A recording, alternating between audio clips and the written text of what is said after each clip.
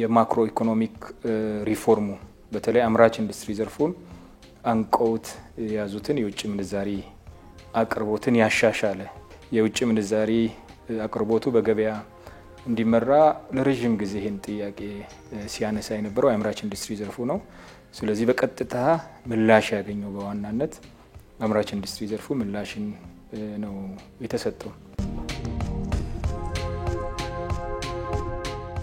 ኤሲ የአልሙኒየም ኬብሎችን እናመርታለን ባለ 50 ሚሜ ስኩዌር እና ባለ 95 ሚሜ ስኩዌር ኤሲ ኬብሎችን እናመርታለን። ከዛ በተጨማሪም ደግሞ ለኢትዮጵያ ኤሌክትሪክ አገልግሎት ለክሮስአርም የሚሆኑ የክሮስአርም ማቴሪያሎችን እናመርታለን እና በእነዚህ ምርቶች ላይ ነው በዋናነት ተሰማርተን የምንገኘው። እነዚህ ምርቶችን ከዚህ በፊት በከፍተኛ የውጭ ምንዛሬ ተከፍሎባቸው ከውጭ ሀገር ሲመጡ የነበሩ ነበሩ። አሁን ላይ ግን ሙሉ ለሙሉ በሚባል ደረጃ በሀገር ውስጥ እያመረተን እንገኛለን።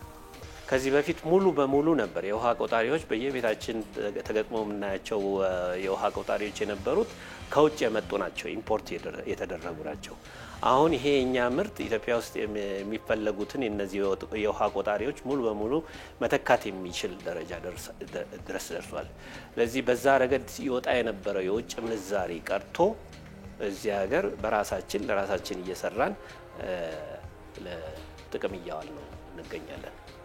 2014 ላይ አመቱን ሙሉ ገቢ ምርት በመተካት በኩል ወደ 318 ሚሊዮን ዶላር ነበረ የተተካው። አሁን 2017 የ9 ወሩ ሪፖርት የሚያሳየው 3.1 ቢሊዮን ዶላር የሚያወጡ ከውጭ የሚመጡ ምርቶችን መተካት ተችሏል።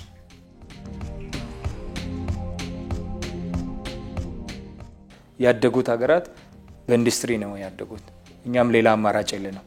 ስለዚህ አምራች ኢንዱስትሪ ዘርፉ ለሀገር እድገት፣ ለዜጎች የስራ እድል፣ ለኢንቨስትመንት መስፋፋት፣ ለውጭ ምንዛሪ ግኝት ያለውን አስተዋጽኦ ከግንዛቤ በማስገባት የሀገር ውስጥ ባለሀብትም የኢንቨስትመንት ምርጫውን ማድረግ ያለበት አምራች ኢንዱስትሪ ዘርፉ ነው።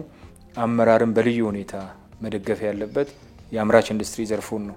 ስለዚህ ሀገራዊ ተልዕኳችንን በመወጣት በቅንጅት አምራች ኢንዱስትሪ ዘርፉ ላይ የምናደርገውን ርብርብ አጠናክረን መቀጠል ይኖርብናል።